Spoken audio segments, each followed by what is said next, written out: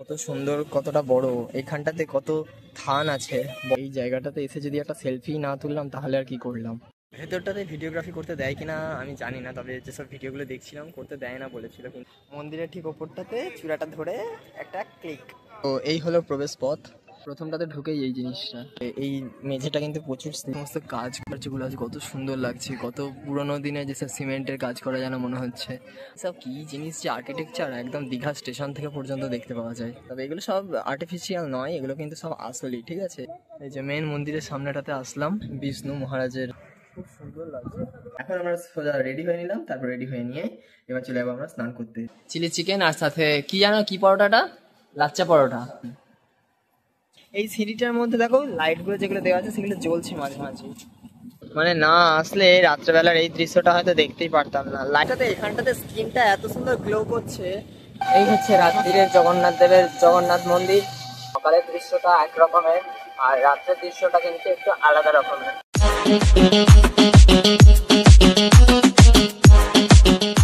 Good morning, এখন যাচ্ছি আমরা জগন্নাথ দেবের মন্দিরটাতে ঘোরার জন্য।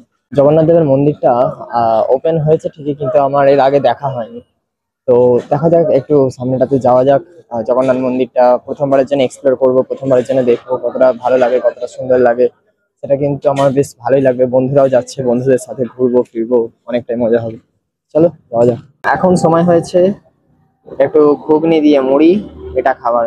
একটু মন্দিরে ঢুকবো তো, তাই একটু নিরামিষ খাওয়াটাই ভালো। জানি না ঘুগনিতেও নিরামিষ দেওয়া আছে কিনা, তবে কাঁচা পেঁয়াজটা খাবো, বন্ধ বেরোবে। মন্দিরে প্রবেশ করার আগে এই যে হচ্ছে সুন্দর ব্যাগ রাখার জায়গা, এখানে লাগেজ টাগেজ রাখা যায়। প্রবেশ করবো এখন সামনের দিকে, কি কি আছে দেখার মতো। মেন গেট, এখানে টোটাল 5টা মতন গেট আছে। তো সেই গেট দিয়ে প্রবেশ করবো। অনেক বড় লাগছে মন্দিরটা দূর থেকে। আমরা 3জনা এখানে প্রবেশ করছি মন্দিরের ভেতরে। অনেক ব্যারিকেড করা আছে এখান দিয়ে, ডান দিক বাঁ দিক করে, যাতে ভিড়টা না হয়। তো যাওয়া যাক এখন সামনের দিকে। বেশ সুন্দর লাগছে, অনেক মানুষের আনাগোনা চলেই যাচ্ছে। মন্দিরটা বললো 12টা অবধি খোলা আছে।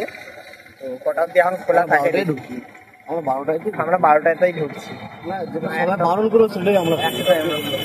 তবে জুতো রাখার জন্য কোনো টাকা পয়সা নিচ্ছে না, ব্যাগ ট্যাগ রাখার জন্য, লাগেজ রাখার জন্য মনে হয় টাকা পয়সা নিচ্ছে না। সেটা নিচ্ছে না। মমতা ব্যানার্জি এত ভালো, জয় মমতা ব্যানার্জি জয়। এই হচ্ছে দীঘার জগন্নাথ দেবের সেই সুন্দর মন্দির। কত সুন্দর, কতটা বড়, এইখানটাতে কত থান আছে বড় বড়। তো ডান দিকটাতেও আছে সেম জিনিস, মাঝখানটা দিয়ে কিন্তু প্রবেশ করতে হয়। আমরা যখন ভিডিওটা দেখেছিলাম তখন কিন্তু দেখেছিলাম যে বড় বড় যেসব সেলিব্রিটিরা এসেছিল তারা সবাই কিন্তু ঠিক এই জায়গাটাতেই এসে বসেছিল, দাঁড়িয়েছিল। কত সুন্দর, কত বড় জায়গাটা নিয়ে কিন্তু তৈরি হয়েছিল।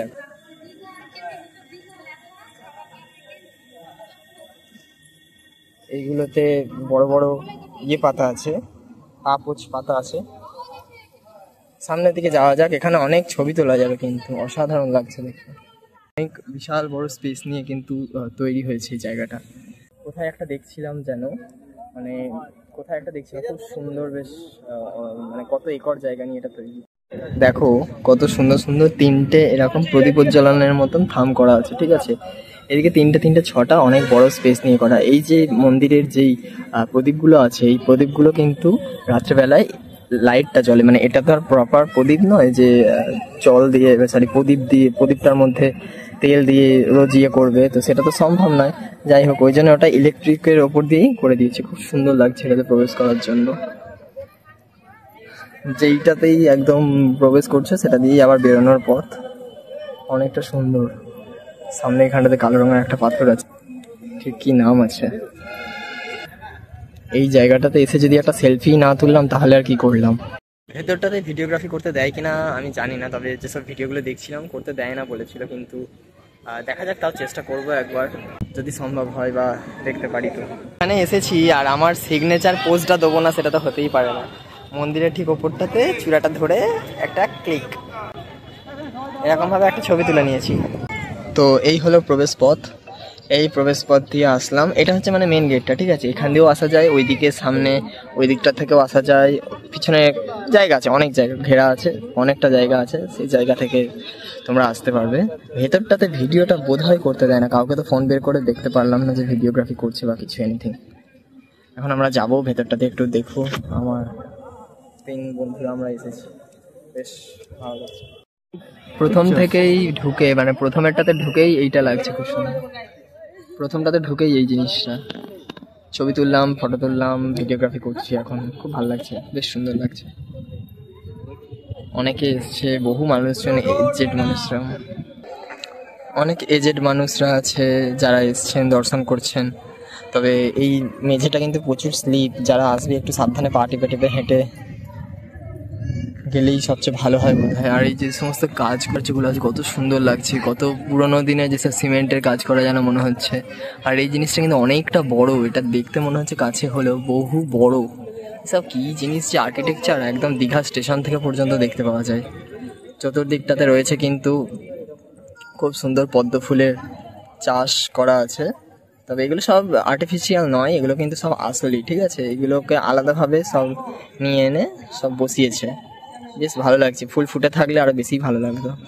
এবার আসলাম সরাসরি মেন মন্দিরটার সামনে। এই যে মেন মন্দিরের সামনেটাতে আসলাম, সুন্দর লাগছে। কতটা বড় দেখি বোঝা যাচ্ছে। এখানে তো আবার অনেকে রিলসও করতে লেগেছে, যাই হোক আমরা রিলস টিলস করবো। এখানে মোবাইল নিয়ে যাওয়ার নিষেধ। দরজাগুলো দেখো কত সুন্দর বড় বড়। এখানটাতে একটা বিষ্ণু মহারাজের ছবি, একটা পাথরের খোদাই করা আছে। এখানে রাত্রেবেলা লাইটিং গুলো জ্বলে তো বেশ ভালো লাগে দেখতে।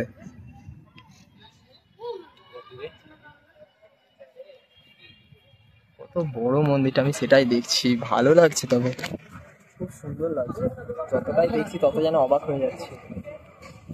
এতটা বড়, এত তাড়াতাড়ি কি করে করতে পারে।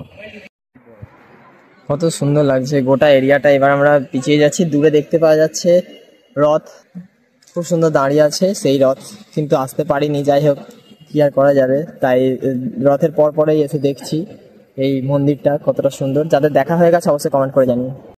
তো দেখা হয়ে গেল, কি বসে মানে বুঝলাম না। এই যে এখন যে যদি কেউ নাচছে, এখন তার সিকিউরিটি খেতে গেছে সবাই, তো ওইটাই বলছি এখনকার তো মনে হয় কত সুন্দর লাগছে, এত সুন্দর লাগছে। পুরো গোটাটাতে আমি একা হেঁটে হেঁটে যাচ্ছি, বেশ ভালো লাগছে। যাই এবার বেরোনো যাক। সো গাইজ, এখন যাচ্ছি আমরা স্নান করতে। আমরা ভিডিওগ্রাফির জন্য গিয়েছিলাম, হোটেলের প্রমোশনের জন্য গিয়েছিলাম, অনেক কিছু ভিডিওগ্রাফি করলাম, তারপরে অল্প কিছু খাবার খেয়ে সোজা চলে আসলাম আমরা আমাদের রুমে। এখন আমরা সোজা রেডি হয়ে নিলাম, তারপর রেডি হয়ে নিয়ে এবার চলে যাবো আমরা স্নান করতে। আজকে বেশিক্ষণ স্নান করবো না, কারণ আমাদের আর স্নান করতে ভালো লাগছে না। এবার মনে হচ্ছে বাড়ি চলে যেতে পারলেই পাচ্ছি, বাড়িতে অনেক কাজ পড়ে আছে। যাই হোক, চল রেডি তোরা। দুজনের কারোর ইচ্ছা নেই যাওয়ার, আমি এগোলাম। Tata bye bye. স্নান করে আসার পর এখন আমরা 3 জনাই এখানে আড্ডা মারছি। এই যে এখন রেডি হয়নি, তো এখন আমরা সবাই, ও গেম খেলছে, ও ওদিকে রেডি হচ্ছে বাইরে বেরোবো বলে। তো দেখা যাক। এবার আজকে আমরা যাব হচ্ছে, কোথায় যাবো না, ওল্ড দীঘা। ওল্ড দীঘাতে যাবো। ওল্ড দীঘাতে গিয়ে একটু বেশ মাছ ভাজা খাবো, তারপরে আরো অনেক কিছু আছে সেগুলো খেতে হবে, টাইম স্পেন্ড করতে হবে, কোয়ালিটি টাইম স্পেন্ড করতে হবে। যাই হোক, তোমাদের সাথে দেখা হচ্ছে খুব শীঘ্রই বেরোনোর পর। ওরা খাবার অর্ডার দিয়েছে চিলি চিকেন, আর সাথে কি জানো কি পরোটাটা, লাচ্চা পরোটা। লাচ্চা পরোটা। প্রত্যেকটা টিমে কিন্তু একটা নিরামিষ থাকেই, খাচ্ছি আমি খাচ্ছি ধোসা, মশলা ধোসা, যেটার দাম 90 টাকা। আর চিলি চিকেনটার দাম কত নিয়েছে তোমাদের? 180 টাকা। চিলি চিকেনটার দাম 180 টাকা। আর পরোটা হচ্ছে নিয়েছে ওরা যত ভালোই। চলে আসছে ধোসা, খুব সুন্দর দেখতে লাগছে, এটাকে ট্রাই করা যাক।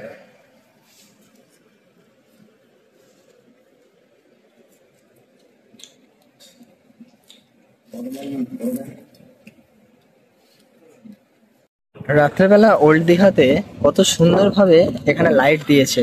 এর আগের বারে আমি যখন এসেছিলাম এতটা সুন্দর লাইট কিন্তু দেয়নি। আমি প্রত্যেক বাড়ি আসি, প্রত্যেক বাড়ি দেখি, নতুন নতুন কিছু দেখতে পাই যতবার দীঘায় আসি। তো রাত্রেবেলায় যারা এখানে আছে দেখো কত সুন্দর এরা ফটোগ্রাফি ভিডিওগ্রাফি করছে। আমার বন্ধুরাও আসছে, তবে ওরাও ছবি তুলবে। আর উপরে জানি না এটা মোবাইলের স্ক্রিনে আসছে নাকি, যে এই যে জলের ঢেউ, তার যে একটা জলের ফেনা মানে হাওয়ার মতন উঠছে, এটা কিন্তু খালি চোখে খুব ভালো রকম দেখতে পাওয়া যাচ্ছে। তো এই জিনিসটা, এই যে দেখো আলোর মধ্যে হলে ভালোভাবে বুঝতে পারবে তোমরা। তো এই জিনিসটা কিন্তু মাথার উপরে পুরোটা উড়ে বেড়াচ্ছে, দেখতে বেশ ভালো লাগছে। আর এই যে একটা সিংহাসনের মতন, সিংহাসন বলবো না এটা, এই যে একটা নীল রঙের সিঁড়ি আছে, এই সিঁড়িটার মধ্যে দেখো লাইটগুলো যেগুলো দেওয়া আছে সেগুলো জ্বলছে মাঝে মাঝে। তো মাসির বাড়ি পিসির বাড়ি কিছু একটা হয়তো ঘাট হবে, এটা হয়তো আমি পেরিয়েই আসলাম। যাই হোক এবার একটু সামনের দিকে যাওয়া যাক। কতটা সুন্দর লাগছে এই জায়গাটা, লাইটটা দিয়েছে বলে বেশি সুন্দর লাগছে দেখতে। আমার বন্ধুরা আসছে সব। এখানে বালিগুলোও কিন্তু বেশ খুব সুন্দর ফ্রেশ লাগছে, খুব সুন্দর খুব সুন্দর। মানে না আসলে রাত্রেবেলার এই দৃশ্যটা হয়তো দেখতেই পারতাম না, লাইটটা দিয়েছে বলে আরো বেশি ভালো লাগছে। সবাই যে যার নিজের পার্টনারের সাথে এসছে, পরিবারের লোকজনের সাথে এসছে, বেশ ভালো লাগছে দেখতে। রাত্রেবেলার দিকটাতে এখানটাতে স্কিনটা এত সুন্দর গ্লো করছে, মানে অসাধারণ। লাইটটা এখানটাতে হ্যালোজেন দুখানা দিয়ে দিয়েছে, বড় আউটস্ট্যান্ডিং লাগছে। আর সমুদ্রের ঢেউগুলোও বেশ ভালো রকম দিচ্ছে। একটু যাওয়া যাক সামনের দিকে। পা ভেজাতে তো ভালো লাগছে, কিন্তু পা ভেজালে বালিতে জুতোতে মানে একাকার হয়ে যাবে, দিয়ে পায়েতে ঘষা লাগবে। ওই জন্য আর জুতোটা এইটা পরে এসছি, এর সাথে বালি লেগে পায়েতে লেগে না ফোসকা মতন পড়ে যায়, ওই জন্য আর জলে পা ভেজাবো না। তবে মন কিন্তু খুবই যাচ্ছে পা ভেজানোর জন্য।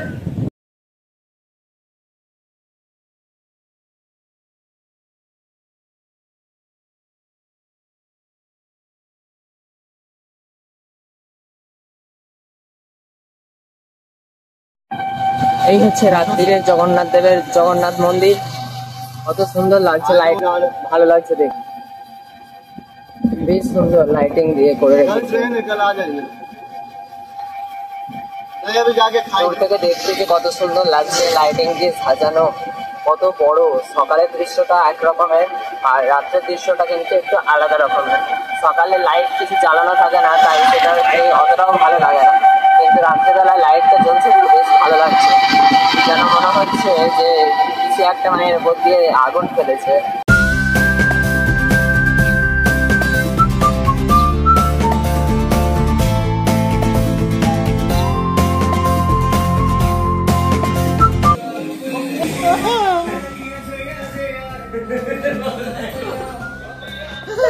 আমাকে দর্শনের জন্য প্রেরণা দেয়।